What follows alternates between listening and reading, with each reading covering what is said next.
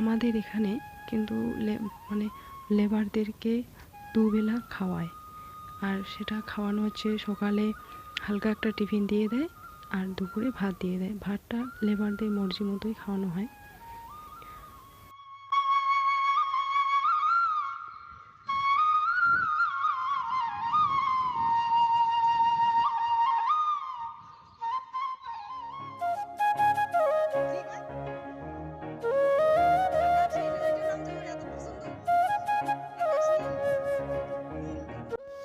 আর এখন আমি টিউশন ছুটি দিয়ে বাড়ি যাচ্ছি।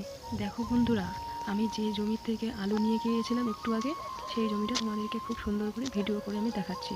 তো এখানে যে লাল বস্তাগুলো দেখতে পাচ্ছ, সেখানে কিন্তু সম্পূর্ণ আলু দিয়েই ভর্তি আছে।